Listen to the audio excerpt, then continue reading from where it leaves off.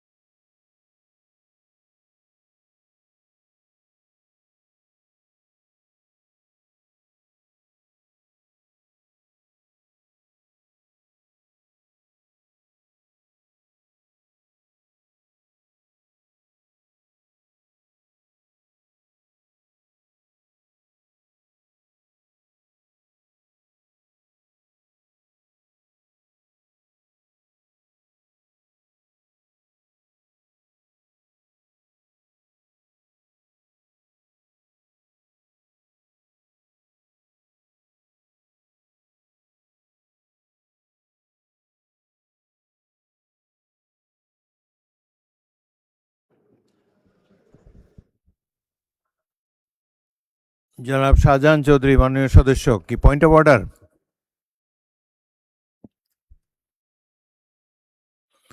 মাননীয় সদস্য শাহজাহান চৌধুরীকে মাইক দেন। আসসালামু আলাইকুম। মাননীয় স্পিকার, আপনাকে অসংখ্য ধন্যবাদ। আমরা আপনাকে বঙ্গভবন থেকে আবার আমাদের মাঝে ফিরে পেয়ে আল্লাহ তাআলার শুকরিয়া আদায় করছি, আপনাকেও ধন্যবাদ জানাচ্ছি। আল্লাহর কাছে দোয়া করছি 5 বছর যাতে করে আমাদের এই পার্লামেন্টটা আল্লাহ তাআলা টিকিয়ে রাখেন, আমরা যেন কাজ করতে পারি। মাননীয় স্পিকার, আমার পয়েন্ট অফ অর্ডারটা যেটা, আমি মাননীয় প্রবাসী কল্যাণ মন্ত্রীর 300 বিধিতে বিবৃতি আহ্বান করব। আপনারা ইতিমধ্যে জেনেছেন সৌদি আরব, আরব আমিরাত সহ মধ্যপ্রাচ্যে আমাদের বাংলাদেশের প্রবাসী ভাইয়েরা যারা ছুটিতে এসেছেন বা কেউ যদি উমরাতে গেছেন, তারা এয়ারপোর্টে গিয়ে দেখতে পাচ্ছে যে তারা সেই দেশের ভিসাগুলো সব ক্যান্সেল। আমি এই পর্যন্ত আমার নোটিশে প্রায় 889 জনের মতো ভিসা ক্যান্সেল হয়েছে ইউকে, আরব আমিরাত এবং সৌদি আরবও। তো এই বিষয়টা আমাদের জন্য অত্যন্ত গুরুত্বপূর্ণ। আমাদের প্রবাসী ভাইরা বাড়িতে আসলো, এয়ারপোর্টে আসার পরে দেখে যে অটোমেটিকলি তাদের ভিসাটা ক্যান্সেল হয়ে গেছে, ভিসার ডেট চলে গেছে কোনো কারণ ছাড়া, অথচ তাদের সেখানে দোকান রয়েছে, অ্যাকাউন্ট রয়েছে, টাকা পয়সা রয়েছে। এই জন্য এই গুরুত্বপূর্ণ এবং এই সমস্যাটা সমাধানের জন্য আমি আপনার মাধ্যমে প্রবাসী কল্যাণ মন্ত্রীর দৃষ্টি আকর্ষণ করছি। আর 300 বিধিতে আমাদের এই প্রবাসী ভাইদের এই লাঞ্ছনা, এই গঞ্চনা, কোথায় কোথায় বিষয় ক্যান্সেল, এইভাবে করে কোনো নিয়ম নীতি না মেনেই আমাদের হাজার হাজার আমাদের রেমিটেন্স, সেখানে যোদ্ধা যারা রয়েছে তারা আতঙ্কের মধ্যে রয়েছে। এই বিষয়টা এই অধিবেশনেই 300 বিধিতে প্রবাসী কল্যাণ মন্ত্রীর একটা বিবৃতি আশা করছি। মাননীয় স্পিকার, আপনি সময় দেওয়ার জন্য আপনাকে অসংখ্য ধন্যবাদ। আসসালামু আলাইকুম। ধন্যবাদ মাননীয় সদস্য। প্রবাসী কল্যাণ মন্ত্রী তো এখানে নাই, আপনি একটা নোটিশ দেন বা ব্যক্তিগতভাবে।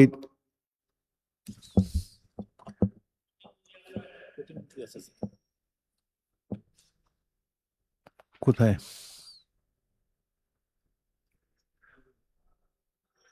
মাননীয় প্রবাসী কল্যাণ মন্ত্রী, আপনি আপনি ইচ্ছা করলে আপনি সদস্যের বক্তব্য শুনেছেন, ইচ্ছা করলে 300 বিধিতে এ ব্যাপারে বক্তব্য দেবেন। আর 300 বিধির বক্তব্য মানে একটা লিখিত শর্ট লিখিত বক্তৃতা দেবেন, লিখিতটা পড়বেন। আজকে না, আপনি একটা 300 বিধিতে বক্তৃতা দেন, প্রিপেয়ার্ড স্টেটমেন্ট দেবেন। Thank you.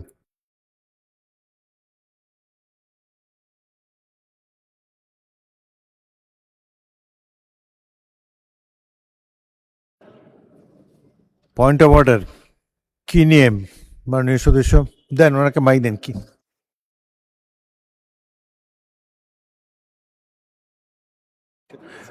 মাননীয় সদস্য রাশেদুল ইসলাম, রাশেদকে মাইক দেন। জি, পয়েন্ট অফ অর্ডার। আসসালামু আলাইকুম রহমতুল্লাহ। মাননীয় স্পিকার, আপনাকে ধন্যবাদ।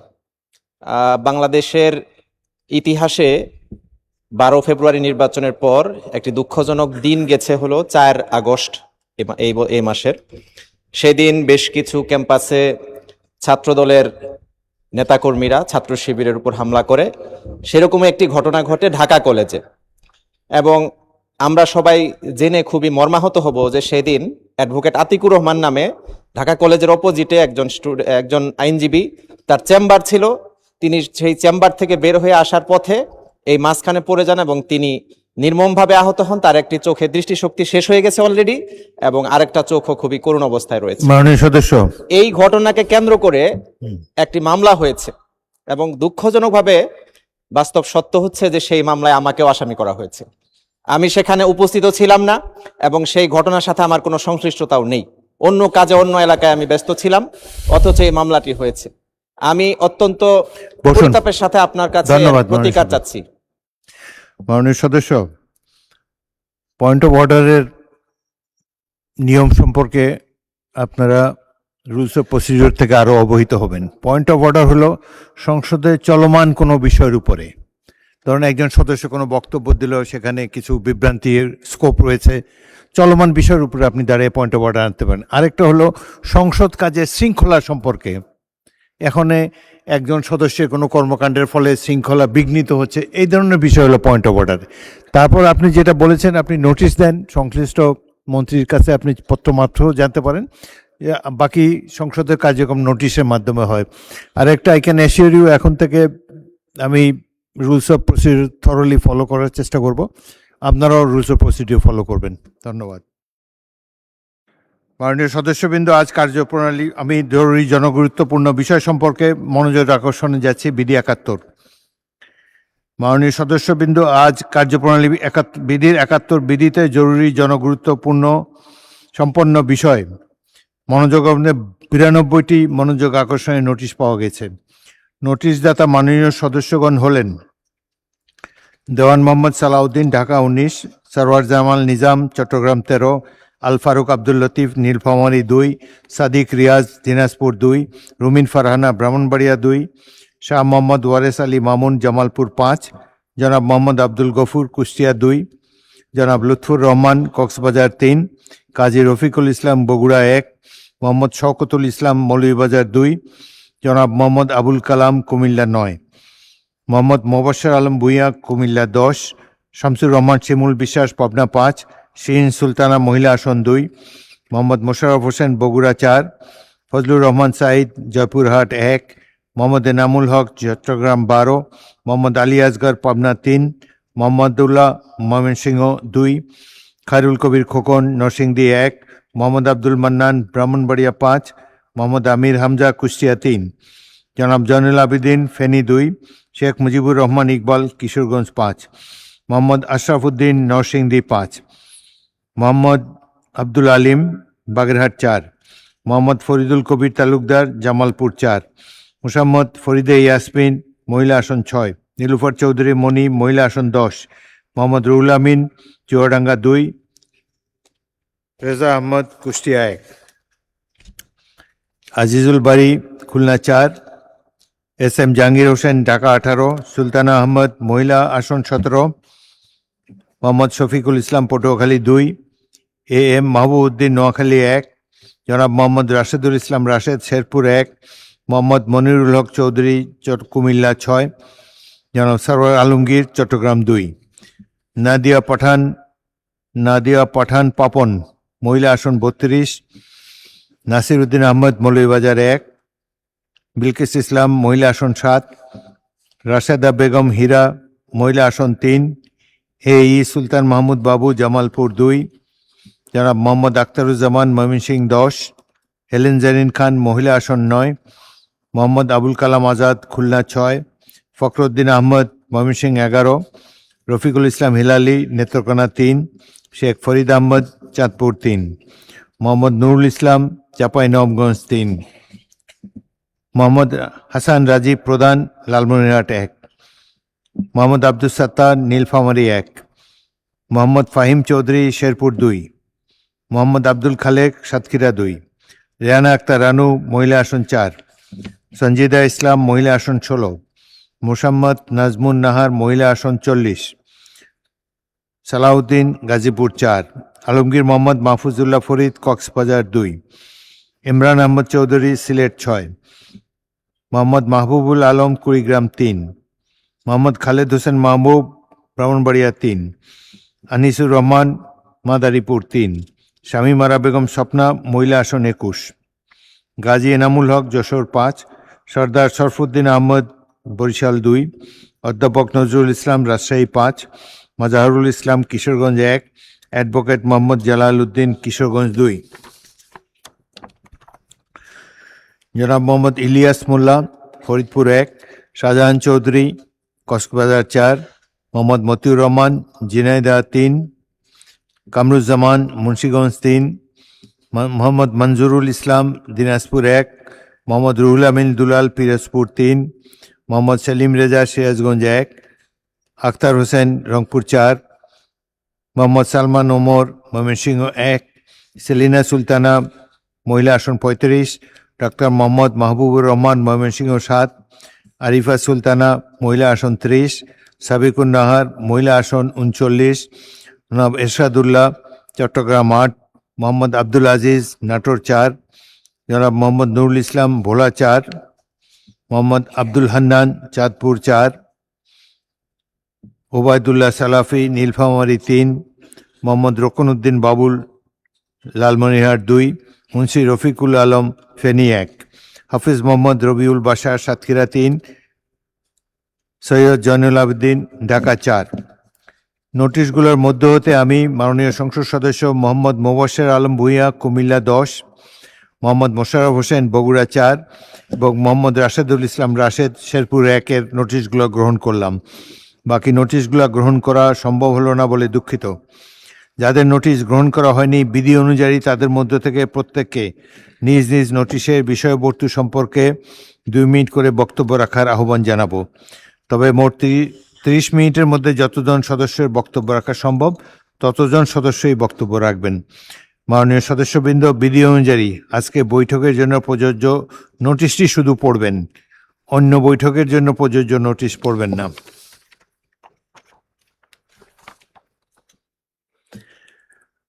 এখন 2 মিনিট বক্তব্য রাখার জন্য আহ্বান জানাচ্ছি প্রথমে দেওয়ান মোহাম্মদ সালাউদ্দিন, ঢাকা 19।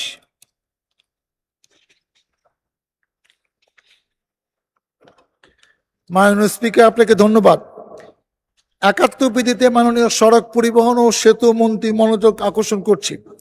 আমার উত্থাপনীয় বিষয় MRT line 5 Northern road Hemayetpur থেকে সাভার নবীনগর হয়ে বাইপাল পর্যন্ত সম্প্রসারণের দাবি।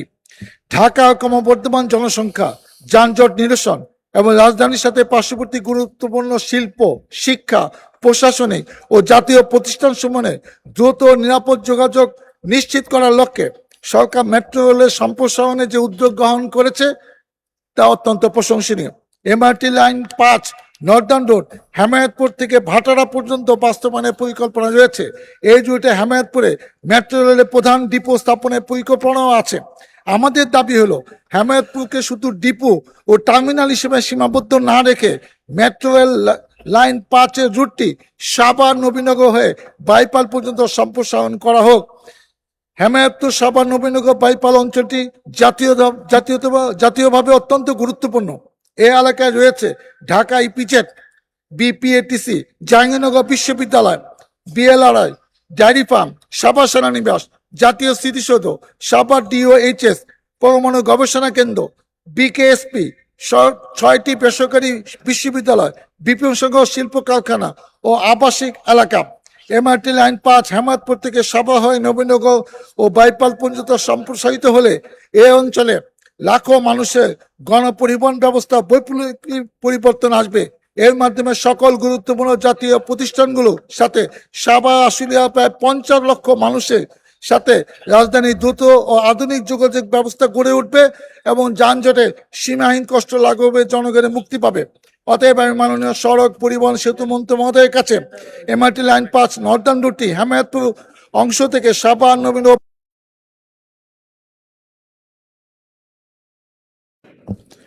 মোহাম্মদ জনাব সরওয়ার জামাল নিজাম, চট্টগ্রাম 13।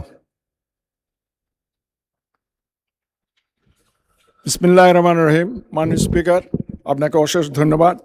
মাননীয় স্পিকার, 71 বিধিতে আমার এই মনোযোগ আকর্ষণীয় প্রস্তাবটি আমি মাননীয় শিক্ষামন্ত্রীর দৃষ্টি আকর্ষণের জন্য দিয়েছিলাম। দুঃখিত, আজকে তো শিক্ষামন্ত্রী মহোদয় নাই, তারপরও আমি আমার নোটিশটা করে যাচ্ছি। মাননীয় স্পিকার, আমার নির্বাচনী এলাকা চট্টগ্রাম 13-290 আনোয়ারা কর্ণফুলী সংসদীয় আসন, কর্ণফুলী উপজেলার Karnaphuli Abdul Jalil Chowdhury college, code number সোয়েন্সো।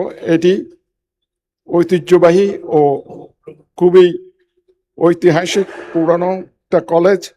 দীর্ঘদিন ধরে প্রতিষ্ঠানটি এই এলাকায় শিক্ষা বিস্তার এবং বিশেষ করে উচ্চশিক্ষা বিস্তারের জন্য এলাকায় কোনো গুরুত্বপূর্ণ আর কলেজ নাই। এটাই এই উপজেলায় একমাত্র শিক্ষা প্রতিষ্ঠান যেটা অত্যন্ত পুরনো। এই বিষয়ে উল্লেখ করে কর্ণফুলীর উপজেলায় বর্তমানে শিক্ষার্থীদের জন্য উপযুক্ত স্থান বিধায় এটাকে সরকারিকরণের জন্য আমি মাননীয় মন্ত্রী মহোদয়ের সাথেও কথা বলেছি। আজকে এই প্রস্তাবটি উত্থাপন করে আমি মাননীয় মন্ত্রী যাতে এই কলেজটিকে আগামীতে সরকারিকরণ করে সেই জন্য এই আহ্বান জানিয়ে আমার বক্তব্য এখানে শেষ করছি। মাননীয় স্পিকার, আপনাকে ধন্যবাদ। পরবর্তী বক্তা মাননীয় সদস্য আল ফারুক আব্দুল লতিফ, নীলফামারী 2।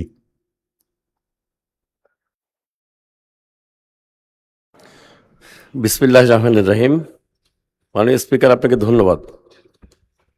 71 বিধিতে আমার উত্থাপনীয় বিষয়টি হচ্ছে বাংলাদেশের MBBS ডিগ্রিধারী শিক্ষার্থী যারা রয়েছেন তাদের চাকরির বয়সসীমা সম্পর্কে আমার প্রস্তাব।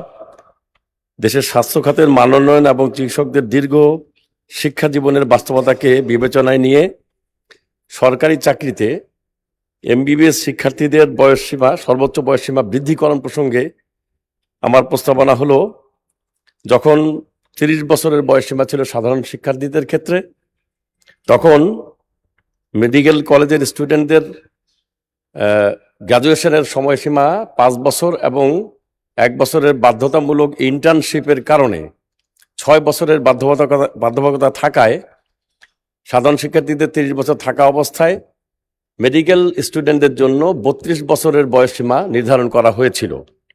সাম্প্রতিক সময়ে যে পরিবর্তনটা আনা হয়েছে এখানে, তাতে সাধারণ শিক্ষার্থীদের বয়সসীমা 30 থেকে 32 করা হলেও মেডিকেল স্টুডেন্টদের এই বাস্তবতাকে সামনে রেখে অভিজ্ঞ এবং দক্ষ উচ্চশিক্ষিত শিক্ষার্থীদের, মেডিকেল গ্র্যাজুয়েটদেরকে চাকরিতে আনার উদ্দেশ্যে এই বয়সসীমা 32 স্থলে তাদের জন্য 34 করার যে বিধানটি রাখা উচিত ছিল সেটা করা হয়নি।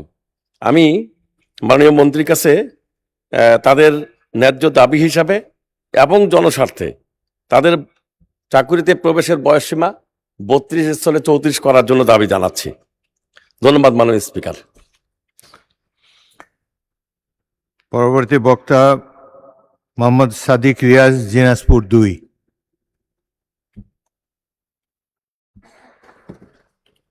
মাননীয় স্পিকার, আপনাকে ধন্যবাদ আমাকে সুযোগ দেওয়ার জন্য। আমি কার্যপ্রণালী বিধির 71 বিধি অনুসারে জরুরি জনগুরুত্ব সম্পন্ন বিষয় সম্পর্কে মাননীয় এলজিইডি মন্ত্রী মহোদয়ের মনোযোগ আকর্ষণ করে নোটিশ দিয়েছি। আমার নোটিশের উত্থাপনীয় বিষয় দিনাজপুর জেলার বিরল উপজেলার 12 নম্বর রাজারামপুর ইউনিয়ন কানাইবাড়ি 5 নম্বর ওয়ার্ড মৌজা কানাইবাড়ি খড়খড়িয়া ঘাট ব্রিজ নির্মাণ ও বোচাগঞ্জ ও বিরল বাইপাস এবং দিনাজপুর বাইপাস দিনাজপুর শিক্ষা বোর্ড হয়ে হাজী মোহাম্মদ দানেশ ও 10 মাইল হয়ে সৈয়দপুর বিমানবন্দর বাইপাস সড়ক নির্মাণ প্রসঙ্গে।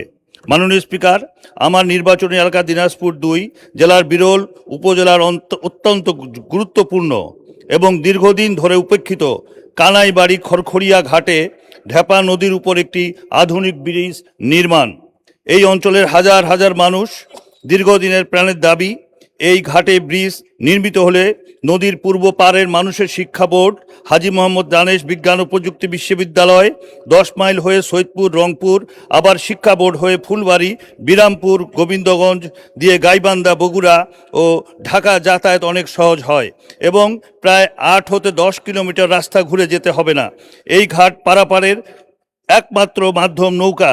ঢেপা নদী আমাদের এই অঞ্চলের কৃষি, অর্থনীতি ও ঐতিহ্যের সাথে মিশে আছে, কিন্তু এই খড়খড়ি ঘাটে ব্রিজ না থাকায় বছরের পর বছর নদীর দুই পারের হাজার হাজার মানুষকে চরম দুর্ভোগ পোহাতে হচ্ছে। বিশেষ করে বর্ষাকালে নদী যখন উত্তাল থাকে তখন যাতায়াত ব্যবস্থা সম্পূর্ণ ভেঙে পড়ে। আমাদের কমলমতি ছাত্রছাত্রীদের জীবনের ঝুঁকি নিয়ে নৌকা পার হতে হয়। এই এলাকাটি কৃষি প্রধান এলাকার কৃষকেরা তাদের উৎপাদিত কৃষি ফসল সঠিক সময়ে মূল্য। রুমিন ফারহানা, ব্রাহ্মণবাড়িয়া 2। মাননীয় স্পিকার, আপনাকে ধন্যবাদ। মাননীয় স্পিকার, আমার বক্তব্য মূল্যস্ফীতিতে মানুষের জীবনে নাভিশ্বাস উঠা প্রসঙ্গে। 180 দিনের অগ্রাধিকার তালিকার মধ্যে এই সরকারের প্রথম 3টি কাজের একটি ছিল আইন শৃঙ্খলার উন্নতি, 2 নম্বরে ছিল দ্রব্যমূল্য নিয়ন্ত্রণ এবং 3 নম্বরে হলো জ্বালানি খাতের নিশ্চয়তা। মাননীয় স্পিকার, আইন শৃঙ্খলা পরিস্থিতি নিয়ে কথা বলতে গেলে মুশকিল হচ্ছে। আমাদের আইন শৃঙ্খলা সংক্রান্ত যিনি স্বরাষ্ট্রমন্ত্রী আছেন তিনি হয় ব্যঙ্গ করেন আর না হলে বাক চাতুর্য দিয়ে পুরো বিষয়টিকে ঢেকে দিতে চান। কিন্তু সাধারণ মানুষের সঙ্গে কথা বললে মাননীয় স্পিকার জানা যায় যে বাংলাদেশে পররাষ্ট্র মন্ত্রণালয়ে যেমন 3 জন মন্ত্রী আছেন, 64টা জেলায় 64 জন আইন শৃঙ্খলা বিষয়ক স্বরাষ্ট্রমন্ত্রী থাকলে কেবল মন্দ হতো না বাংলাদেশের আইন শৃঙ্খলা পরিস্থিতির এতই ভালো অবস্থা। আর মাননীয় স্পিকার, জ্বালানি নিয়ে আর কি বলবো, তেল আর গ্যাস আর বিদ্যুতের ব্যাপারে মানুষ বলে, দুষ্ট লোকে বলে অবশ্য, ভালো লোক না, টুকু আসে টুকু যায়, এই আসে এই যায়, কতক্ষণ থাকে তারা নাকি বুঝতে পারে না। এইবার আসি মাননীয় স্পিকার, যখন তেলের দাম বাড়ছে, যখন বিদ্যুৎ হাহাকার এবং যখন গ্যাস পাওয়া যায় না, তখন 1 কোটি নতুন কর্মসংস্থান সৃষ্টি করবে বলে যেই সরকার প্রতিশ্রুতি দিয়েছিল নির্বাচনে, সেই সরকার ক্ষমতায় আসার 6 মাসের মধ্যে 62,000 লোক তাদের চাকরি হারিয়েছে আর 900-র উপরে কলকারখানা বন্ধ হয়ে গেছে। সো নতুন আর কর্মসংস্থান কি তৈরি হবে মাননীয় স্পিকার? যারা আছেন চাকরি করছেন তাদের চাকরি আর কতদিন থাকে আল্লাহ মাবুদে জানে। বাজারে যখন মানুষ যায় 80 টাকার নিচে কোনো সবজি নাই, ডিমের দাম কয়েক দফা বেড়েছে, চালের দাম, বিশেষ করে মিনিকেট যে চাল বলা হয় এটা নাকি খায় না, তারপরেও তো কেউ কেউ খায় মাননীয় স্পিকার, যখন দ্বিগুণ হয়ে যায় এবং যখন আমরা টিসিবির লাইন দেখি তখন। শাহ মোহাম্মদ ওয়ারেস আলী মামুন, জামালপুর 5। মাননীয় স্পিকার, আপনাকে ধন্যবাদ। মাননীয় স্পিকার, আমার নোটিশটি ছিল মাননীয় স্থানীয় সরকার মন্ত্রী মহোদয়ের দৃষ্টি আকর্ষণ করে আমার নির্বাচনের আসন জামালপুর 5, যেটি জামালপুর পৌরসভা এবং জামালপুর সদর আসন নিয়ে গঠিত। জামালপুর পৌরসভাটি বাংলাদেশে 2য় বৃহত্তম পৌরসভা, 53 বর্গ কিলোমিটার এলাকা। চলমান বর্ষায় এই পৌরসভার অধিকাংশ এলাকায় বর্ষার জলাবদ্ধতার কারণে জনজীবন বিপর্যস্ত হয়ে পড়েছে এবং সেইখানে একটি নাজুক পরিস্থিতি তৈরি হয়েছে। আমি মনে করি মাননীয় স্পিকার যে আজকের যে এই সমস্যা, এই বর্ষার এই জনজীবন যে বিপর্যস্ত, এই অবস্থা থেকে জামালপুর পৌরসভা মানুষকে মুক্ত করতে হলে জামালপুর পৌরসভার উন্নয়নের জন্য একটি সুনির্দিষ্ট প্রকল্প গ্রহণ করা দরকার। সেখানে পানি নিষ্কাশনের জন্য 2-3টি খাল খনন সহ ড্রেনেজ ব্যবস্থার উন্নয়ন করতে না পারলে সেই এলাকার মানুষের জীবনযাত্রা আরও বিপন্ন হয়ে পড়বে। আমি মাননীয় স্থানীয় সরকার মন্ত্রীর দৃষ্টি আকর্ষণ করছি, জামালপুর পৌরসভা হতে পারে যে জামালপুর জেলায় যে কটি পৌরসভা রয়েছে প্রতিটি পৌরসভায় একই রকম নাজুক অবস্থা, সেই পৌরসভাগুলো নিয়ে যদি একটি উন্নয়ন প্রকল্প গ্রহণ করা যায় জামালপুরবাসী উপকৃত হবে। আমি মাননীয় স্থানীয় সরকার মন্ত্রীর দৃষ্টি আকর্ষণ করছি। সেই সাথে মাননীয় প্রধানমন্ত্রী এখানে উপস্থিত রয়েছেন, বিনয়ের সাথে একটি বিষয় অনুরোধ করি। জামালপুরে আমাদের মহান স্বাধীনতার ঘোষক আমাদের প্রতিষ্ঠাতা চেয়ারম্যান বীর মুক্তিযোদ্ধা শহীদ জিয়াউর বীরত্তমের নামে একটি কলেজ রয়েছে। 17 বছর সেই কলেজটি উন্নয়ন থেকে বিভিন্নভাবে বঞ্চিত হয়েছে। এইবার আজকে আমরা জানতে পারলাম যে বেশ কিছু শিক্ষা প্রতিষ্ঠান জাতীয়করণ করা হয়েছে। মাননীয় প্রধানমন্ত্রীর দৃষ্টি আকর্ষণ করে বিনয়ের সাথে অনুরোধ করতে চাই যে শহীদ জিয়াউর রহমান কলেজের অবকাঠামোগত উন্নয়ন, প্রশাসনিক উন্নয়ন সহ শহীদ জিয়াউর রহমান কলেজটিকে যদি জাতীয়করণ করা হয় জামালপুরের মানুষ অত্যন্ত আনন্দিত হবে, খুশি হবে এবং এটি জামালপুর মানুষের প্রত্যাশা। মাননীয় প্রধানমন্ত্রীর দৃষ্টি আকর্ষণ করছি। জনাব মোহাম্মদ আব্দুল গফুর, কুষ্টিয়া 2।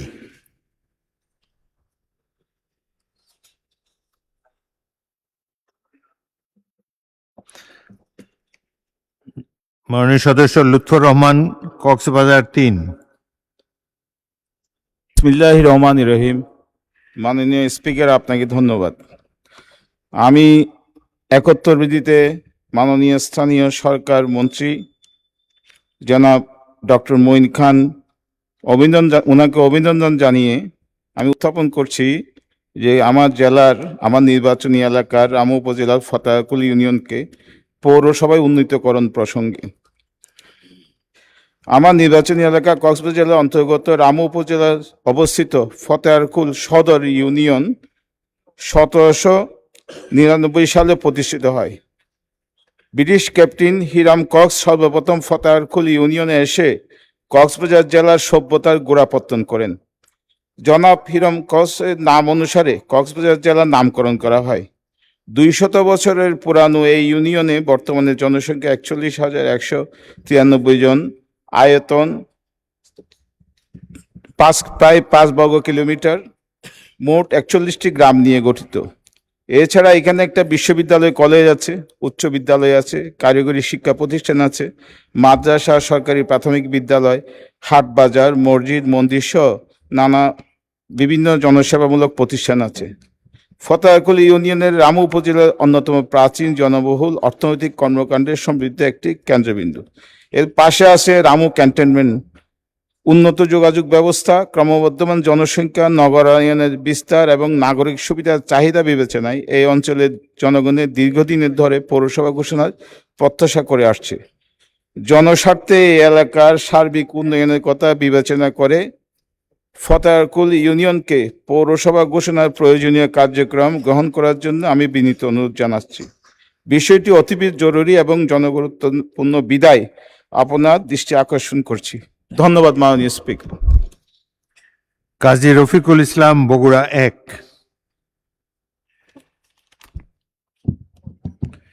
মাননীয় স্পিকার, আপনাকে ধন্যবাদ।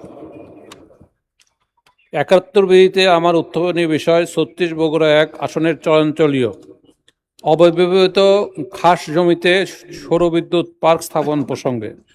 আমার নির্বাচনী এলাকার সারিকান্দি ও সোনাতলা উপজেলা যমুনা ও বাঙালি নদী বিধৌত একটি বিস্তীর্ণ চরাঞ্চলীয় এলাকা। এই এলাকার শত শত বিঘা খাস জমি পড়ে রয়েছে, যেখানে প্রায় সারা বছরেই পর্যাপ্ত সূর্যালোক পাওয়া যায়। এই বিশাল অব্যবহৃত জমিতে বাণিজ্যিকভাবে সৌরবিদ্যুৎ কেন্দ্র এবং মিনি সোলার গেট স্থাপন করা হলে তা একদিকে যেমন চরাঞ্চলের হাজার হাজার পরিবার, শিক্ষা প্রতিষ্ঠান, কৃষি সেচ পাম্পগুলোতে নিরবিচ্ছিন্ন বিদ্যুৎ সরবরাহ সুনিশ্চিত করবে, অন্যদিকে চরের বিদ্যুৎ চাহিদা মেটানোর পর উদ্বৃত্ত বিদ্যুৎ জাতীয় গ্রিডে সংযুক্ত করা সম্ভব হবে। চরাঞ্চলে আধুনিক পরিবেশ বান্ধব সৌরবিদ্যুৎ কেন্দ্র স্থাপিত হলে স্থানীয় কৃষিপণ্য প্রক্রিয়াজাতকরণ, ক্ষুদ্র শিল্প বিকাশ ও বেকার যুবকদের কর্মসংস্থানের বিরাট সুযোগ সৃষ্টি হবে, যা দেশের সার্বিক অর্থনৈতিক অগ্রগতিতে অনন্য ভূমিকা রাখবে।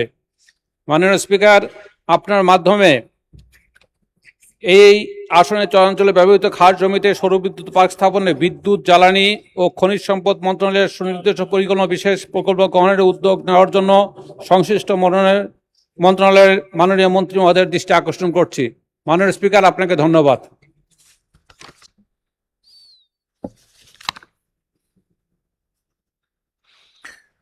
মাননীয় সদস্য মোহাম্মদ শওকতুল ইসলাম, মৌলভীবাজার 2।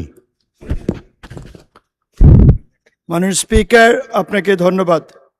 আমি কার্যপ্রণালী বিধির 71 বিধির অধীনে অত্যন্ত গুরুত্বপূর্ণ ও জরুরি বিষয়টি আপনার মাধ্যমে সংশ্লিষ্ট মাননীয় মুক্তিযুদ্ধ বিষয়ক মন্ত্রী এবং সংস্কৃতি বিষয়ক মন্ত্রীর দৃষ্টি আকর্ষণ করছি। 1971 সালের মহান মুক্তিযুদ্ধ আমাদের জাতীয় জীবনের সর্বশ্রেষ্ঠ অর্জন ও জাতীয় স্বীকৃতি আমরা পেয়েছি। বাংলাদেশি হিসেবে বিশ্বের দরবারে পরিচিতি লাভ করেছি। 17 বছরের আন্দোলনের ফসল 24। এটা একদিনের নয়। পৃথিবীতে বহু স্বৈরশাসক বিভিন্ন উপায়ে পতন হয়েছে, তেমনিভাবে হাসিনা সরকারও পতিত হয়েছে। 2024 সালের ছাত্র জনতার স্বৈরাচার বিরোধী ঐতিহাসিক জুলাই বিপ্লব এবং এর গণঅভ্যুত্থান আমাদের নতুন আশার আলো। এই দুইটি ঐতিহাসিক বাক আমাদের আত্মপরিচয়ের প্রধান ভিত্তি। কিন্তু অত্যন্ত পরিতাপের বিষয় এই যে নতুন প্রজন্মের কাছে এই দুই মহান অধ্যায়ের সঠিক ইতিহাস, বীরত্বগাথা ও শহীদের আত্মত্যাগের স্মৃতি যথাযথভাবে সংরক্ষণে এখনও সুদূর প্রসারী ও সমন্বিত কোনো রাষ্ট্রীয় উদ্যোগ দৃশ্যমান হচ্ছে না, যা অত্যন্ত উদ্বেগজনক। মাননীয় স্পিকার, মাঠ পর্যায়ে মুক্তিযুদ্ধ ও জুলাই বিপ্লবের স্মৃতিবিজড়িত স্থানসমূহ, শহীদদের তালিকা এবং তাদের স্মৃতিচিহ্নগুলি সঠিক রক্ষণাবেক্ষণের অভাবে অবহেলায় পড়ে রয়েছে। এই দুই ঐতিহাসিক আন্দোলন ও বিপ্লবের চেতনাকে ধারণ করে রাষ্ট্রীয় পাঠ্যপুস্তকে সঠিক ইতিহাস তুলে ধরা এবং উপজেলা পর্যায় পর্যন্ত আধুনিক স্মৃতি জাদুঘর গড়ে তোলা অত্যন্ত জরুরি। যথাযথ তদারকি ও সদিচ্ছার অভাবে নতুন প্রজন্ম যদি আমাদের এই দুইটি ঐতিহাসিক আলোকবর্তিকা সম্পর্কে সঠিক জ্ঞান লাভ না করে থেকে বঞ্চিত হয়, তবে জাতীয় স্তরে গভীর শূন্যতা ও আদর্শিক সংকট তৈরি হবে। মাননীয় স্পিকার, আপনার মাধ্যমে সংশ্লিষ্ট মাননীয় মন্ত্রীবর্গের কাছে জোর দাবি জানাচ্ছি যে আমাদের নয়নমণি মহান মুক্তিযুদ্ধ, আশার আলো জুলাই বিপ্লবের স্মৃতিকে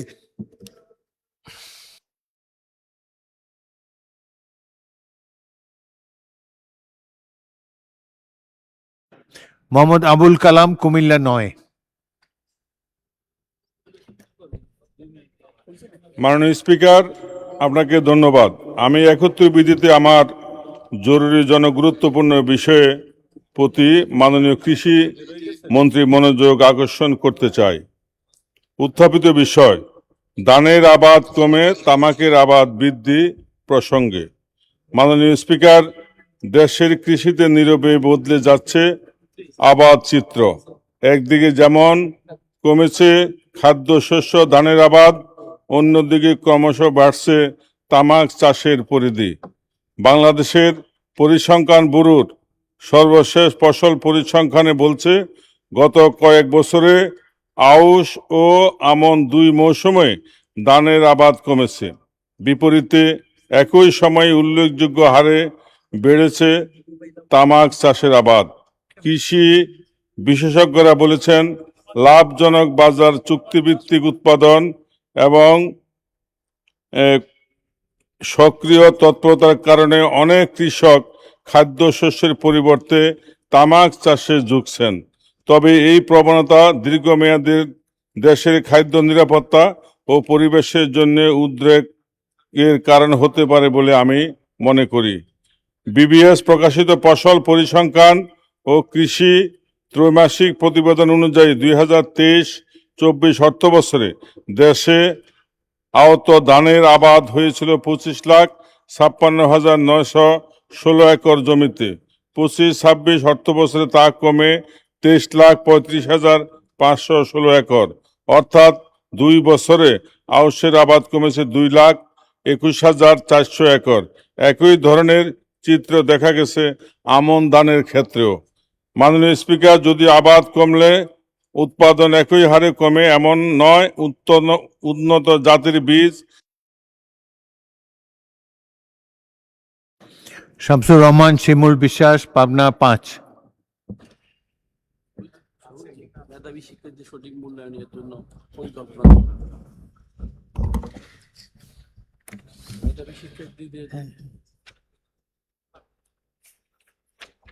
মাননীয় স্পিকার, আপনাকে ধন্যবাদ। বাংলাদেশের স্বনামধন্য শিক্ষা প্রতিষ্ঠান যেমন বাংলাদেশ প্রকৌশল বিশ্ববিদ্যালয়, রাজশাহী এবং ঢাকা, খুলনা বিশ্ববিদ্যালয়, চট্টগ্রাম বিশ্ববিদ্যালয়, সাথে সাথে ঢাকা, রাজশাহী বিশ্ববিদ্যালয় এবং উচ্চশিক্ষা প্রতিষ্ঠান থেকে প্রতি বছর অসংখ্য মেধাবী শিক্ষার্থী বের হচ্ছে। দুঃখজনকভাবে তাদের একটি বড় অংশ উন্নত ভবিষ্যতের আশায় বিদেশে পাড়ি জমাচ্ছে। আজ সেই মেধাবীরাই বিশ্বের শীর্ষস্থানীয় দেশে যেমন মাইক্রোসফট, গুগল, মেটা প্ল্যাটফর্ম, নাসা এবং বিভিন্ন প্রতিষ্ঠানে তারা কর্মরত রয়েছে। তাদের উদ্ভাবনী চিন্তা, দক্ষতা এবং পরিশ্রম আজ বিশ্বকে এগিয়ে নিচ্ছে। আর সেই প্রযুক্তির সুফল আমরা প্রতিদিন হাতের মুঠোয় পাচ্ছি না। এই মেধাবীদের দেশে ফিরিয়ে এনে পরিকল্পনা এবং দেশের উন্নয়নে কোনো পরিকল্পনা আছে কিনা মাননীয় স্পিকার, আপনার মাধ্যমে আমি সংশ্লিষ্ট মন্ত্রীর কাছে প্রশ্ন রাখছি। মাননীয় সদস্য মোহাম্মদ মুবাশ্বের আলম ভূঁইয়া, কুমিল্লা ১০।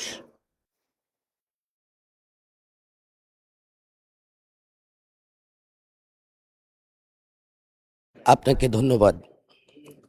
আমার উত্থাপনীয় বিষয় সৌদি আরব সহ 1 মিনিট মাননীয় সদস্য, একটু অপেক্ষা করুন। প্লিজ।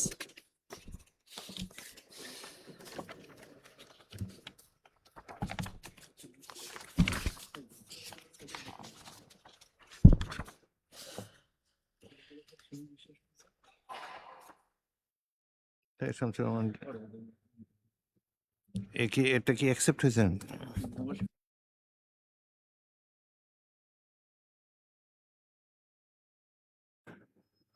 বসুন মাননীয় সদস্য, আপনারটা তো অ্যাকসেপ্ট হয়েছে। পরবর্তী বক্তা শিরিন সুলতানা, মহিলা আসন 2।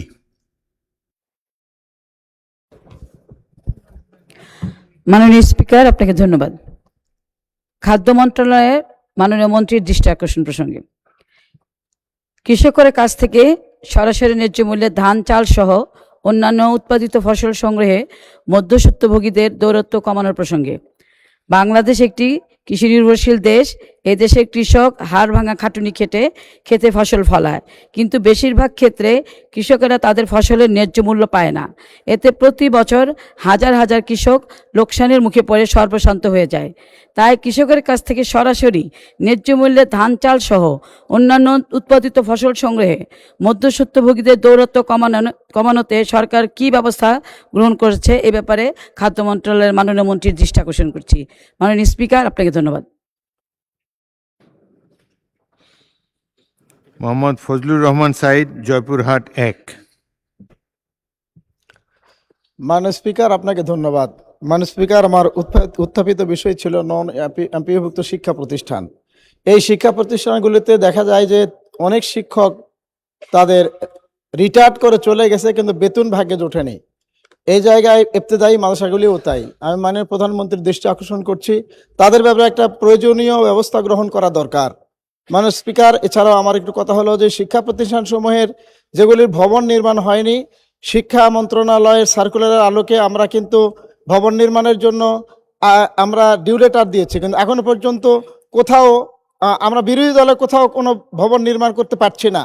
আসলে আমাদের মাঠ পর্যায়ের অনেক দলীয় নেতাকর্মীরা বলে, সরকার দলীয় নেতাকর্মীরা বলে যে উন্নয়ন হবে আমাদের দ্বারা, কিসের এমপি। তো বাস্তবে মনেও হচ্ছে তাই যে আসলে আমরা পাচ্ছি না কেন।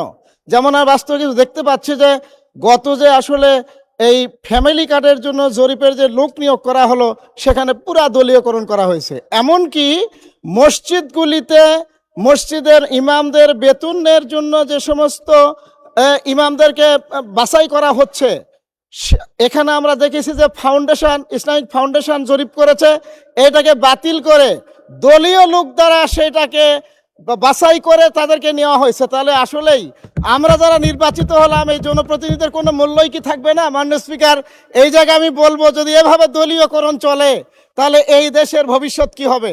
আমি এই দৃষ্টি আকর্ষণ করছি যে ভবিষ্যতে দলীয়করণ না করে, যেখানে উন্নয়নের কথা বলা হলো, এই উন্নয়নের সব জায়গাগুলিতে যদি এমপিদের কোনো মূল্যায়ন না করা হয়, তাহলে জনপ্রতিনিধিদের মূল্যায়ন না করলে আমরা কোথায় যাব? এই দৃষ্টি আকর্ষণ করে কথা শেষ করছি। আসসালামু আলাইকুম। মোহাম্মদ এনামুল হক, চট্টগ্রাম 12। বিসমিল্লাহির রহমানির রহিম। মাননীয় স্পিকার, আপনাকে ধন্যবাদ। আমি 71 বিধিতে মাননীয় সড়ক পরিবহন ও সেতু মন্ত্রী সদয় মনোযোগ আকর্ষণ করছি। আমার উত্থাপিত বিষয় চট্টগ্রাম ঢাকা মহাসড়কে সীতাকুণ্ড উপজেলার দারগারহাটে ওজন স্কেল প্রত্যাহার প্রসঙ্গে। মাননীয় স্পিকার, সড়কের ওজন স্কেল স্টেশন স্থাপনের মূল উদ্দেশ্য ছিল অতিরিক্ত পণ্য বোঝাই গাড়ি নিয়ন্ত্রণ করা। তবে এই ওজন স্কেলের কার্যকারিতাও ক্ষতিকর প্রভাবও রয়েছে। ওজন স্কেলের গাড়ি থামিয়ে ওজন পরীক্ষার কারণে হাইওয়েতে দীর্ঘ যানজটের তৈরি করে। স্কেলের সামনে হঠাৎ গাড়ি থামানো বা ধীরগতির কারণে দ্রুতগামী যানবাহনের সাথে সংঘর্ষের ঝুঁকি বাড়ছে। গাড়িতে ধারণ ক্ষমতার কম পণ্য পরিবহনের বাধ্য করার কারণে ট্রাক চালকেরা ভাড়া বাড়িয়ে দেন, ফলে প্রয়োজনীয় নিত্যপণ্যর দাম বৃদ্ধিতে প্রভাব পড়ে। ওজন স্কেলের কার্যকারিতা কর্মকর্তাদের বিরুদ্ধে রয়েছে ঘুষ, দুর্নীতি ও হয়রানির অভিযোগ। মাননীয় স্পিকার, চট্টগ্রাম ঢাকা মহাসড়কে ওজন স্কেল বন্ধ করলে ব্যবসায়ীদের পরিবহন ব্যয় কমবে, পণ্য পরিবহন দ্রুত ও সহজ হবে এবং চট্টগ্রাম, খাতুনগঞ্জ, চাকতাই সহ বিভিন্ন পাইকারি বাজারের ব্যবসার সক্ষমতা বাড়বে। বর্তমানে 13 টনের বেশি পণ্য পরিবহনের বাধা থাকায় টিপ প্রতি অতিরিক্ত ভাড়া ও সাদাবাজির যে অভিযোগ রয়েছে, ওজন স্কেল বন্ধ হলে তা দূর হবে। বাজারে নিত্যপণ্যের দাম কমতে সাহায্য করবে। এমন তো অবস্থায় চট্টগ্রাম ঢাকা মহাসড়কে ওজন স্কেল বন্ধের জনস্বার্থে আমার জরুরি জনগুরুত্ব সম্পূর্ণ বিষয়ে প্রয়োজনীয় পদক্ষেপ গ্রহণের জন্য আমি মাননীয় সড়ক পরিবহন ও সেতু মন্ত্রীর সদয় মনোযোগ আকর্ষণ করছি। মাননীয় স্পিকার, আপনাকে ধন্যবাদ। মাননীয় সদস্যবৃন্দ, দিনের কার্যসূচির অনুযায়ী এখন বেসরকারি সদস্যদের সিদ্ধান্ত প্রস্তাব। আমি উত্থাপনীয় সিদ্ধান্ত প্রস্তাবগুলো উত্থাপনের জন্য আহ্বান জানাবো। প্রথম সিদ্ধান্ত প্রস্তাব, মাননীয় সদস্য জনাব আবুল কালাম আজাদ সিদ্দিকী, টাঙ্গাইল ৭। আপনি আপনার সিদ্ধান্ত প্রস্তাবটি উত্থাপন করুন। বিসমিল্লাহির রহমানির রহিম। মাননীয় স্পিকার, আপনাকে ধন্যবাদ। আমার নির্বাচনী এলাকা টাঙ্গাইল ৭ মির্জাপুর উপজেলায় আমি সরকারি একটি কৃষি কলেজ স্থাপন করার জন্য আপনার মাধ্যমে মহান সংসদে উত্থাপন করছি। আপনাকে ধন্যবাদ। ধন্যবাদ। প্রস্তাবটি সংসদে উত্থাপিত হলো। দ্বিতীয় সিদ্ধান্ত প্রস্তাব উত্থাপনের জন্য মাননীয় সদস্য মোহাম্মদ আব্দুল মান্নান, ব্রাহ্মণবাড়িয়া ৫কে আহ্বান জানাচ্ছি। মাননীয় স্পিকার, আপনাকে ধন্যবাদ। আমার সিদ্ধান্ত প্রস্তাব হচ্ছে প্রস্তাবটি উত্থাপন করছে সংসদের অভিমত এই যে ব্রাহ্মণবাড়িয়া জেলার নবীনগর উপজেলায় একটি কৃষি কলেজ স্থাপন করা হোক। মাননীয় স্পিকার, আপনাকে ধন্যবাদ। ধন্যবাদ মাননীয় সদস্য। প্রস্তাবটি সংসদে উত্থাপিত হলো। তৃতীয় সিদ্ধান্ত প্রস্তাবটি উত্থাপনের জন্য মাননীয় সদস্য মোহাম্মদ এনামুল হক, চট্টগ্রাম 12কে আহ্বান জানাচ্ছি। মাননীয় স্পিকার, আপনাকে ধন্যবাদ। মাননীয় স্পিকার, আমার উত্থাপনের সিদ্ধান্ত প্রস্তাব সংসদে অভিমত এই যে জরাজীর্ণ ও ঝুঁকিপূর্ণ চট্টগ্রাম জেলার পটিয়া আদালত ভবন দ্রুত নির্মাণ করা হোক। প্রস্তাবটি আমি মহান জাতীয় সংসদেও উত্থাপন করিলাম। মাননীয় স্পিকার, আপনাকে ধন্যবাদ। ধন্যবাদ। প্রস্তাবটি সংসদে উত্থাপিত হলো। চতুর্থ সিদ্ধান্ত প্রস্তাব উত্থাপনের জন্য মাননীয় সদস্য মোহাম্মদ আশরাফুদ্দিন, নরসিংদী 5কে আহ্বান জানাচ্ছি।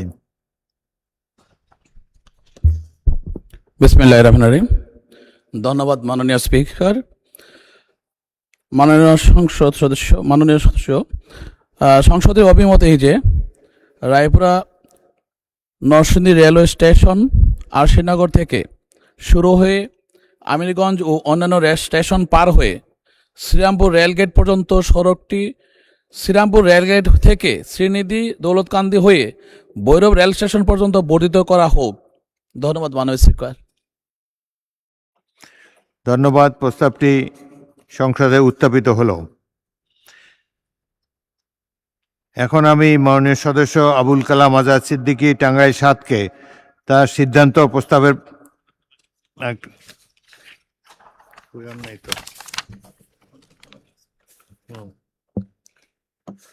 দুঃখিত, একটি প্রস্তাব এখনো রয়ে গেছে। মাননীয় সদস্যবৃন্দ, পঞ্চম সিদ্ধান্ত প্রস্তাব উত্থাপনের জন্য মাননীয় সদস্য মোহাম্মদ আব্দুল খালেক, সাতক্ষীরা 2কে আহ্বান জানাচ্ছি। মাননীয় স্পিকার, আপনাকে ধন্যবাদ। আমি মোহাম্মদ আব্দুল খালেক, সাতক্ষীরা 2। আমার সিদ্ধান্ত প্রস্তাবটি হলো সংসদের অভিমত এই যে সাতক্ষীরা জেলায় একটি বিজ্ঞান এবং প্রযুক্তি বিশ্ববিদ্যালয় প্রতিষ্ঠা করা হোক। মাননীয় স্পিকার, আপনাকে ধন্যবাদ।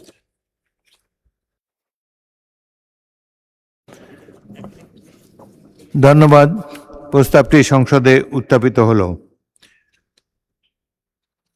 মাননীয় সদস্যবৃন্দ, আমি এখন মাননীয় সদস্য জনাব আবুল কালাম আজাদ সিদ্দিকী টাঙ্গাইল ৭কে তার সিদ্ধান্ত প্রস্তাবের পক্ষে বক্তব্য রাখার জন্য আহ্বান জানাচ্ছি।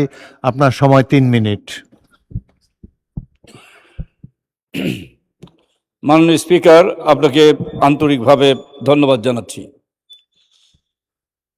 আমার নির্বাচনী এলাকা টাঙ্গাইল ৭ একটি কৃষি প্রধান এলাকা। এই এলাকা একটি সমৃদ্ধ এলাকা। এখানে রয়েছে Kumudini hospital, Bharateshwari Homes, Mirzapur cadet college, Mohera police প্রশিক্ষণ কেন্দ্র সহ বিভিন্ন শিক্ষা প্রতিষ্ঠান।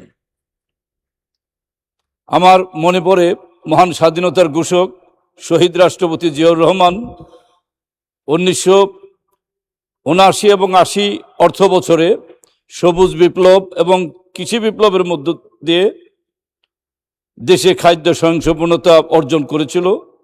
তার মধ্যে অন্যতম আমার নির্বাচনী এলাকা টাঙ্গাইল ৭। টাঙ্গাইল জেলায় ওই সময়ে কৃষি ক্ষেত্রে উৎপাদনের জন্য উল্লেখযোগ্য ভূমিকা রাখার কারণে পুরস্কৃত হয়েছিল। এলাকার গরিব নিরীহ কৃষকের ছেলেমেয়েরা এলাকায় একটি কৃষি কলেজ, সরকারি কৃষি কলেজ যখন স্থাপন হবে, তখন ওই কৃষি কলেজে অনেকেই বাড়িতে থেকে লেখাপড়া করার সুযোগ পাবে অল্প খরচে। এই সুযোগ এখন অনেকেরই নেই। এই কৃষি কলেজ স্থাপন হলে কৃষি কলেজে লেখাপড়া করে কৃষির উপর বিশেষ জ্ঞান অর্জন করে তারা কৃষিক্ষেত্রে যেমন নিজের জ্ঞানটা কাজে লাগাতে পারবে, দেশের জন্য উপকার আসবে, নিজেকে প্রতিষ্ঠিত করতে পারবে, দেশের জন্য অনেক উপকার আসবে। সেই কারণে আমি মনে করি যে আমার নির্বাচনী এলাকার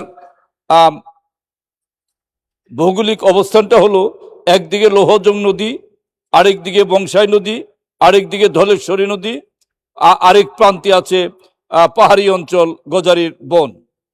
এই এলাকা নিয়ে টাঙ্গাইল ৭ মির্জাপুর উপজেলায় নামা এলাকায় কৃষি প্রধান এলাকা হিসাবে আমি এই এলাকার জন্য একটি কৃষি কলেজ অত্যন্ত জনগুরুত্বপূর্ণ মনে করি।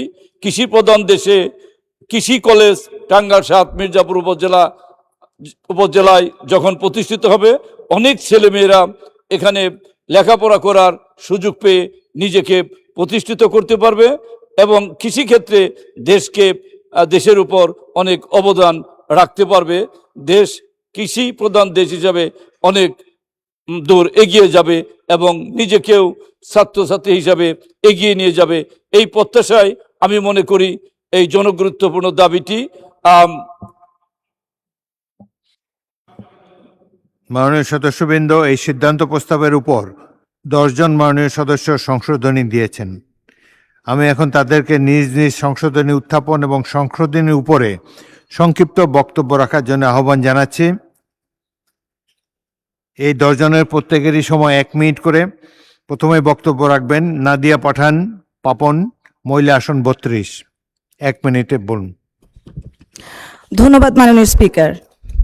মূল প্রস্তাবের টাঙ্গাইল জেলার মির্জাপুর উপজেলায় একটি শব্দগুলোর পর ব্রাহ্মণবাড়িয়া জেলার বিজয়নগর উপজেলায় চান্দুরা ইউনিয়নে একটি শব্দগুলো সংযোজন করা হোক। মূল প্রস্তাবকের প্রস্তাব সমর্থন করে ব্রাহ্মণবাড়িয়া জেলার বিজয়নগর উপজেলায় চান্দুরা ইউনিয়নে একটি কৃষি কলেজ স্থাপন করার দাবি জানাচ্ছি। এই জন্য যে মাননীয় স্পিকার, বাংলাদেশের 494টি উপজেলায় প্রত্যেকটিতে একটি করে সরকারি কলেজ আছে। একমাত্র উপজেলা যেখানে কোনো সরকারি কলেজ নেই, সেখানে যদি, এবং এই বিজয়নগর উপজেলাটি কৃষি নির্ভর, এখানে যদি একটি কৃষি কলেজ স্থাপন করা হয় তাহলে ওই এলাকা সহ ওইখানকার শিক্ষার্থীদের জন্য যথেষ্ট উপকৃত হবে। তাই আপনার মাধ্যমে মাননীয় কৃষিমন্ত্রীর কাছে আমি বিজয়নগর উপজেলার চান্দুরা ইউনিয়নে একটি কৃষি কলেজ স্থাপনের জোর দাবি জানাচ্ছি। ধন্যবাদ মাননীয় স্পিকার। SM জাহাঙ্গীর হোসেন, মাননীয় সদস্য, ঢাকা 18। মাননীয় স্পিকার, আপনাকে ধন্যবাদ।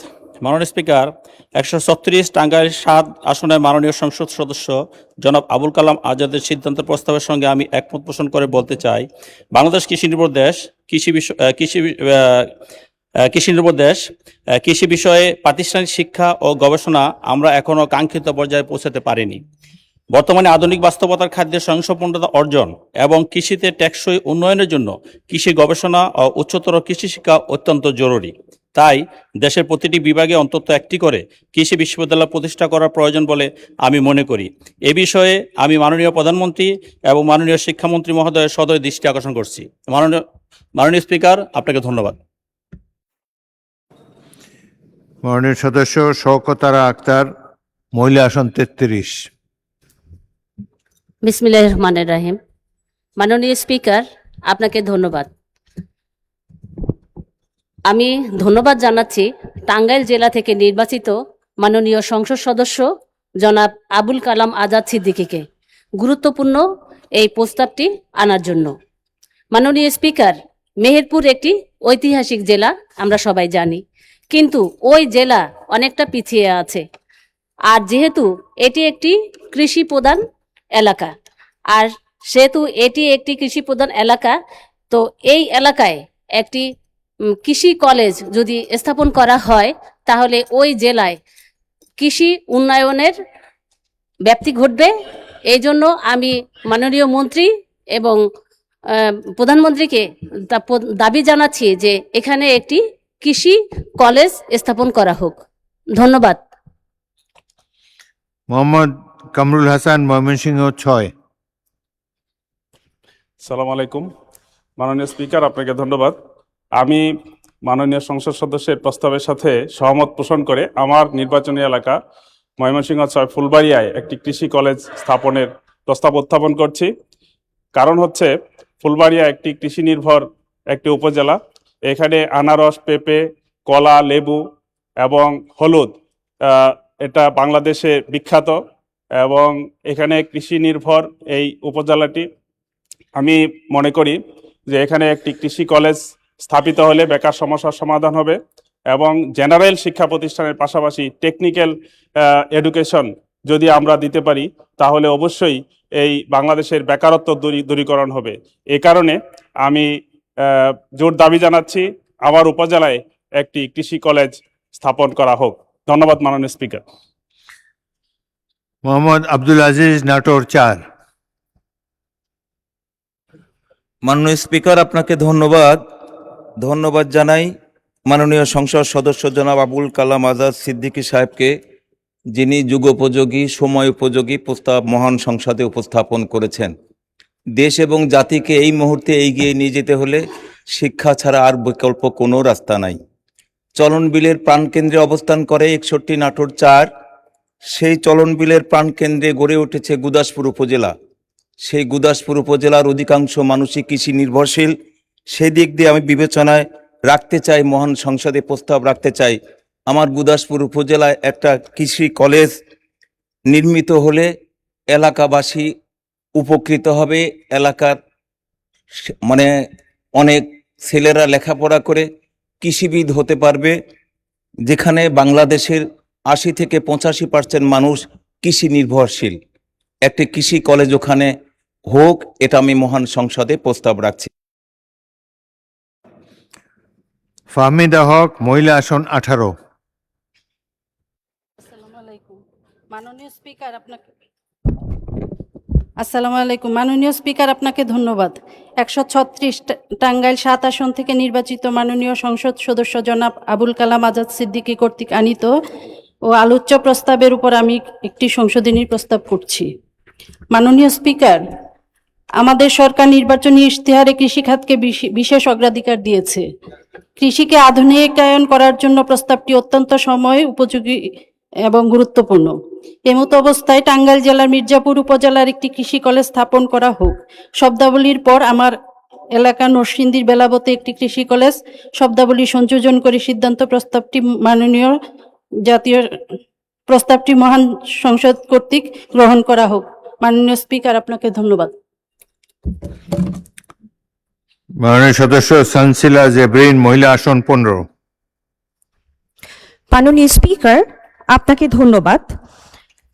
আমি মূল প্রস্তাবকের সিদ্ধান্ত প্রস্তাবের সঙ্গে একমত পোষণ করে একটি সংশোধনী দিয়েছি। আমার সংশোধনীটি হলো, আমার নির্বাচনী এলাকা শেরপুর জেলার শেরপুর সদর উপজেলার একটি কৃষি কলেজ স্থাপন করা হোক। কৃষি নির্ভর শেরপুর জেলার অধিকাংশ মানুষই প্রত্যক্ষ এবং পরোক্ষভাবে কৃষির সঙ্গে যুক্ত। উর্বর ভূমি, বৈচিত্র্যময় ফসল এবং একটি কৃষি কলেজ প্রতিষ্ঠার জন্য পর্যাপ্ত এবং উপযোগী ভূমি থাকা সত্ত্বেও কৃষি কলেজ না থাকার কারণে শেরপুরের শিক্ষার্থীরা আধুনিক কৃষি শিক্ষা থেকে বঞ্চিত হচ্ছে এবং গবেষণার সুযোগও পাচ্ছে না। অতএব আমার শেরপুর সদর উপজেলায় একটি কৃষি কলেজ স্থাপন করা হলে দক্ষ কৃষিবিদ এবং কৃষি উদ্যোক্তা যেমন তৈরি হবে, একই সাথে নতুন কর্মসংস্থানও সৃষ্টি হবে। কাজেই মূল প্রস্তাব সহ আমার সংশোধনী গ্রহণ করবেন এই আশা ব্যক্ত করে মাননীয় মন্ত্রীর বিশেষ দৃষ্টি আকর্ষণ করছি। ধন্যবাদ মাননীয় স্পিকার। মাননীয় সদস্য মোহাম্মদ আবু তালিব, ঝিনাইদহ 4। মাননীয় স্পিকার, আপনাকে ধন্যবাদ জানাচ্ছি মাননীয় সংসদ সদস্য জনাব আবুল কালাম আজাদ সিদ্দিকী 136 টাঙ্গাইল একটি গুরুত্বপূর্ণ বিষয় প্রস্তাব করার জন্য। আমি মূল প্রস্তাবের টাঙ্গাইল জেলার মির্জাপুর উপজেলার একটি শব্দগুলির পর এবং ঝিনাইদহ জেলার কালীগঞ্জ উপজেলার একটি শব্দগুলি সংযোজন করা হোক মর্মে প্রস্তাব পেশ করছি। মাননীয় স্পিকার, আমার উপজেলা ঝিনাইদহ জেলার কালীগঞ্জ, যেখানে কৃষি নির্ভর এলাকা, পার্শ্ববর্তী বেশ কয়েকটি উপজেলায় কোনো কৃষি কলেজ নাই। শিক্ষার্থীদের এই বিষয়ে জ্ঞান অর্জন করার জন্য অনেক দূরে যেতে হয়, যার কারণে আশা থাকা সত্ত্বেও, ইচ্ছা থাকা সত্ত্বেও অনেকেই এই শিক্ষা গ্রহণ করতে পারে না। এজন্য মাননীয় শিক্ষামন্ত্রী, মাননীয় প্রধানমন্ত্রীর কাছে বিনীত অনুরোধ, আমার নির্বাচনী এলাকা ঝিনাইদহ 4 কালীগঞ্জ উপজেলায় একটি কৃষি কলেজ স্থাপন করা হোক। ধন্যবাদ।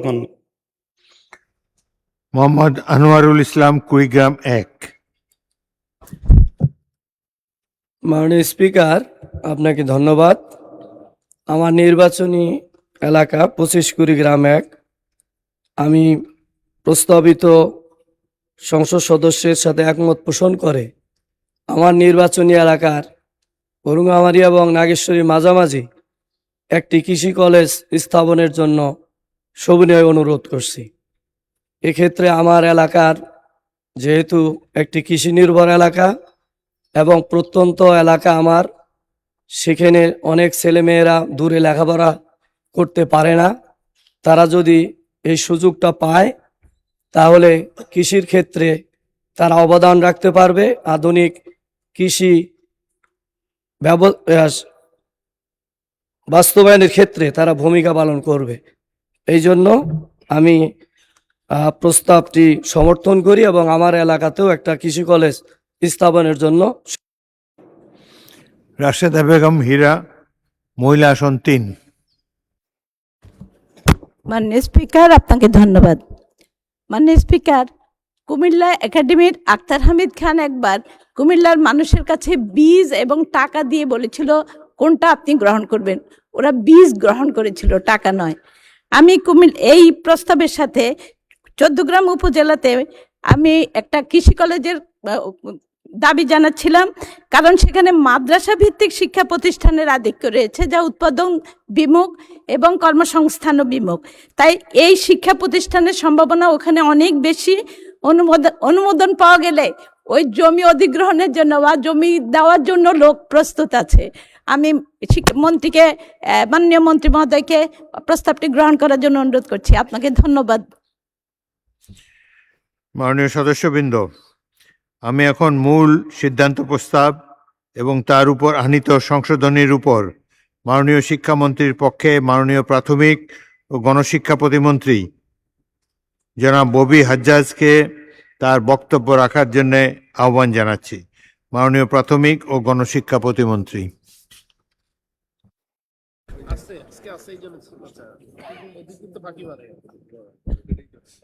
আসসালামু আলাইকুম মাননীয় স্পিকার, আপনাকে অসংখ্য ধন্যবাদ।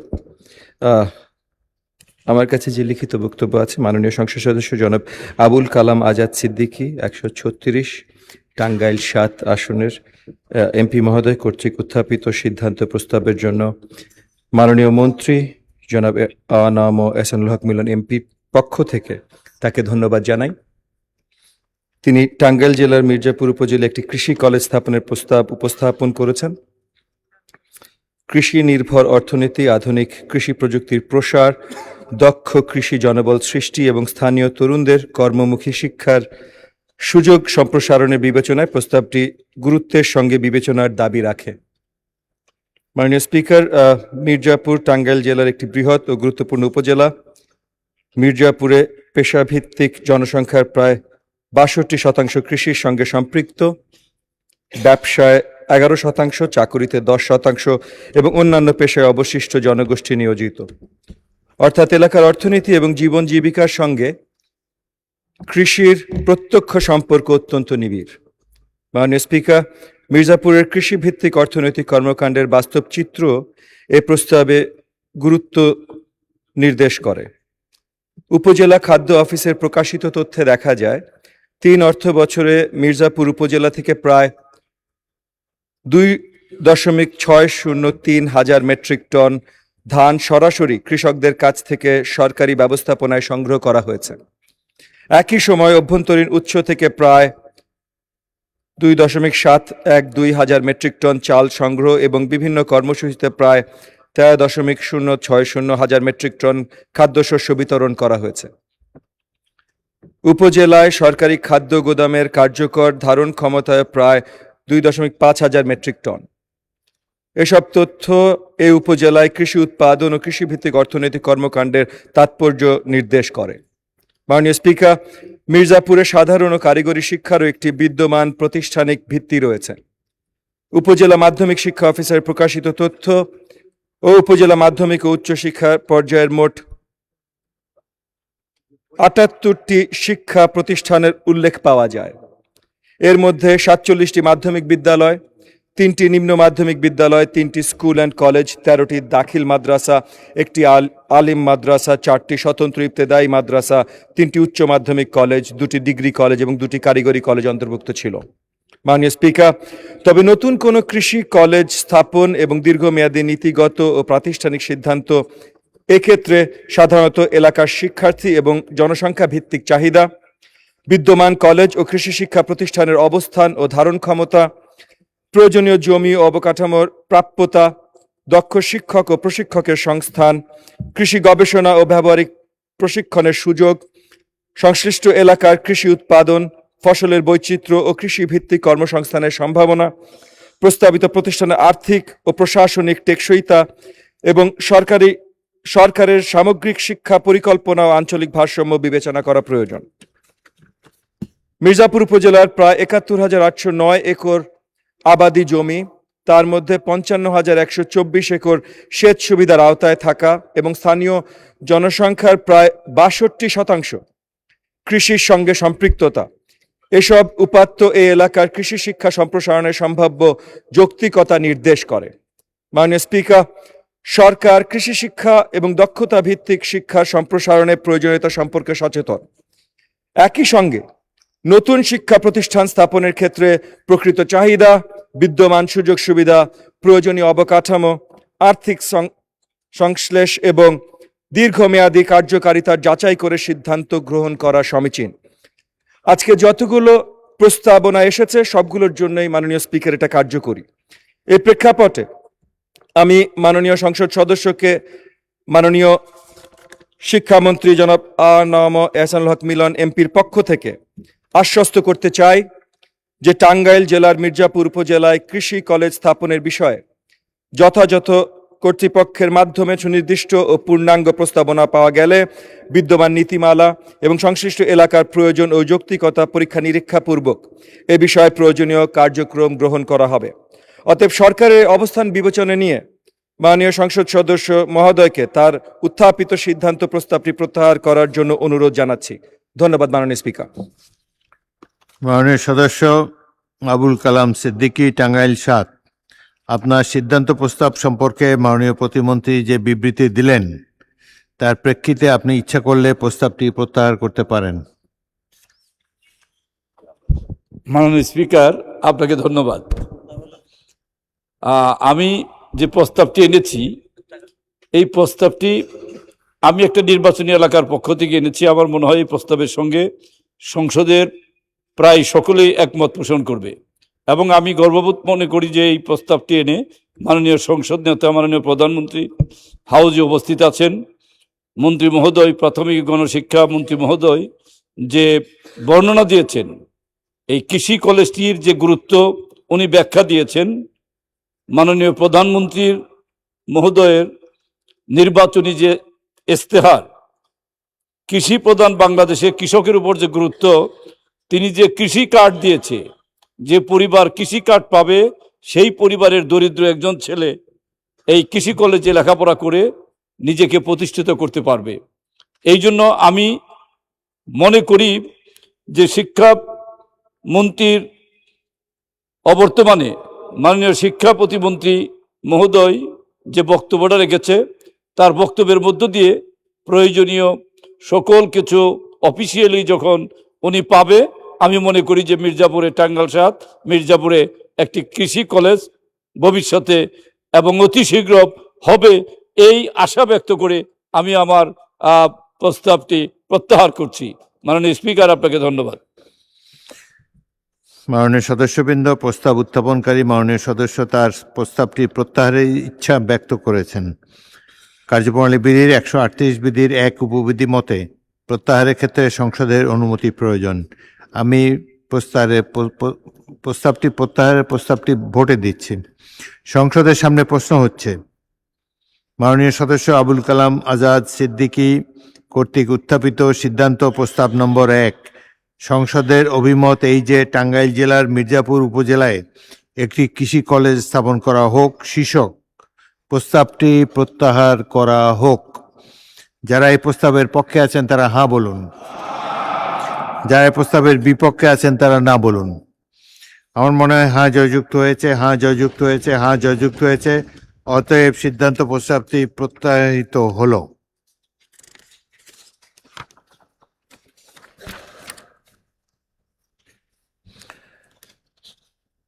আমি এখন মাননীয় সদস্য মোহাম্মদ আব্দুল মান্নান ব্রাহ্মণবাড়িয়া 5-কে সিদ্ধান্ত প্রস্তাব নম্বর 2 এর পক্ষে বক্তব্য রাখার জন্য আহ্বান জানাচ্ছি।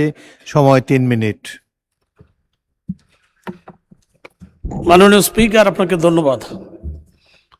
বাংলাদেশ একটি কৃষি প্রধান দেশ। এদেশের বেশিরভাগ মানুষ কৃষিকাজে জড়িত।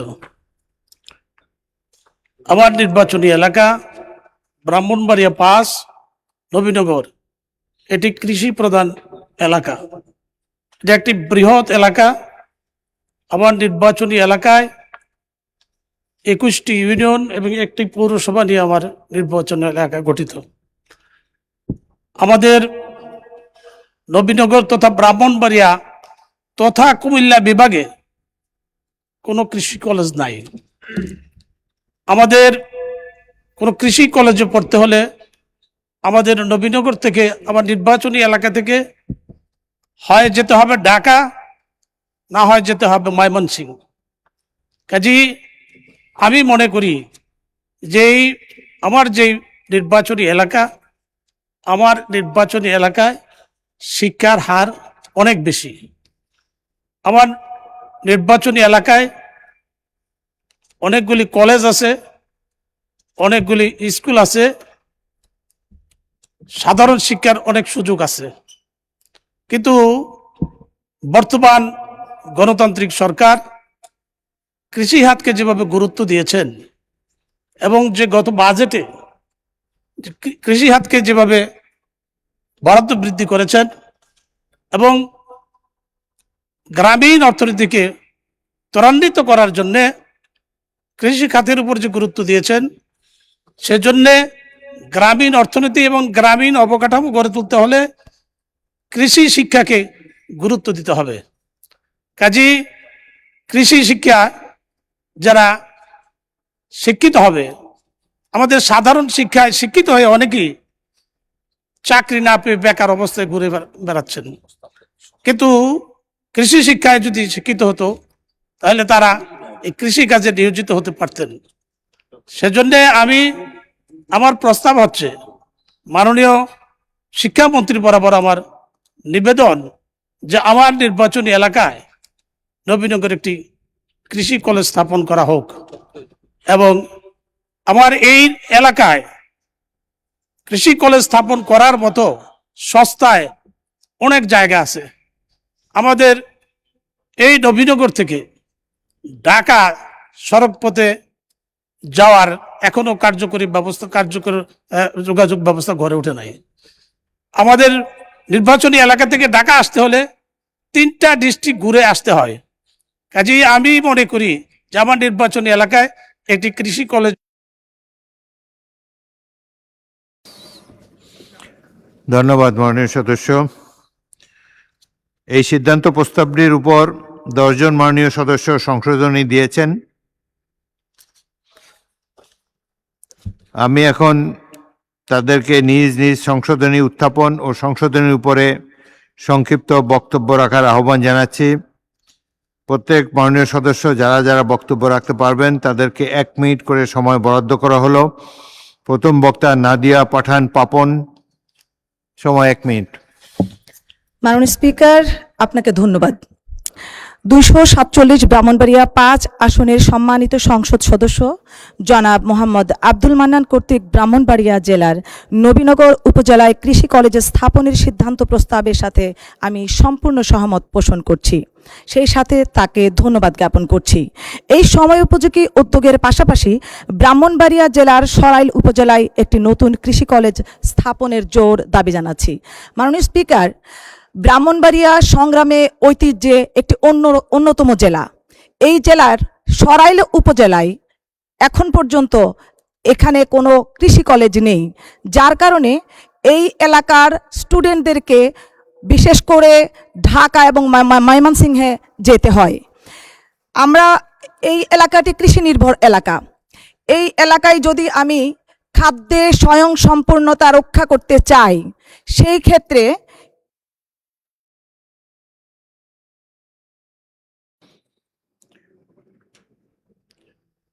পরবর্তী বক্তা শওকতারা আক্তার, মহিলা আসন 33। মাননীয় স্পিকার, আপনাকে ধন্যবাদ। আমি ধন্যবাদ জানাচ্ছি ব্রাহ্মণবাড়িয়া থেকে নির্বাচিত সংসদ সদস্য জনাব মোহাম্মদ আব্দুল মান্নান সাহেবকে যুগ উপযোগী প্রস্তাবটি আনার জন্য। মাননীয় স্পিকার, বাংলাদেশ একটি কৃষি প্রধান দেশ। মাননীয় প্রধানমন্ত্রী চলতি অর্থ বছরে শিক্ষায় সর্বোচ্চ বরাদ্দ প্রদান করেছেন, যেখানে কৃষি শিক্ষাও বাদ পড়েনি। কৃষির উৎপাদন বৃদ্ধি, কৃষিখাতে উন্নয়ন, মাননীয় সংসদ সদস্যের প্রস্তাব কৃষি কলেজ গুরুত্বপূর্ণ ভূমিকা পালন করবে। তাই মাননীয় সংসদ সদস্যের প্রস্তাবের সাথে আমার সংশোধনী প্রস্তাব মাদারীপুর জেলার শিবচর উপজেলায় একটি কৃষি কলেজ স্থাপন করার জোর দাবি জানাচ্ছি মাননীয় প্রধানমন্ত্রী এবং মাননীয় মন্ত্রীকে। ধন্যবাদ মাননীয় স্পিকার। মোহাম্মদ আব্দুল আজিজ, নাটোর 4।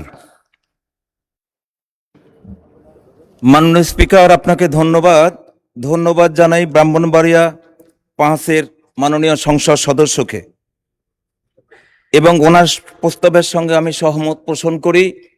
নানা বৈচিত্র্যের লীলাভূমি চলন বিলের প্রাণকেন্দ্রে অবস্থান করে আমার নাটোর, গুদাসপুর এবং বড়াইগ্রাম। সেই বড়াইগ্রামে একটি কৃষি কলেজ যদি ওখানে প্রতিষ্ঠিত হয়, আমার এলাকাবাসী উপকৃত হবে। যখন আমাদের স্বপ্নদ্রষ্টা, যখন আমাদের প্রিয় নেতা গণপ্রজাতন্ত্রী বাংলাদেশ সরকারের মাননীয় প্রধানমন্ত্রী ক্ষত বিক্ষত বাংলাদেশকে নিয়ে যখন এগিয়ে নিয়ে যেতে যাচ্ছেন, স্বনির্ভর বাংলাদেশ গড়তে চাচ্ছেন, তখন আমি মনে করি শিক্ষা প্রতিষ্ঠানের দিকে গুরুত্ব দেওয়া সবচেয়ে বেশি দরকার। ধূসর মরুরুষর বুকে বিশাল একটি শহর গড়ো, একটা জীবন সফল করা তার চাইতে অনেক বড়। জ্ঞানী মহিষীরা বলেছেন কারাগার এবং ফাঁসির মঞ্চ নির্মাণ করার প্রয়োজন কমে যাবে তুমি যদি একটা বিদ্যালয় প্রতিষ্ঠিত করতে পারো। সেই ধারাবাহিকতা মাননীয় সদস্যবৃন্দ, সংসদের বৈঠক মাগরিবের নামাজের জন্য 30 মিনিটের বিরতি দেওয়া হলো। আপনাদের সহযোগিতার জন্য ধন্যবাদ।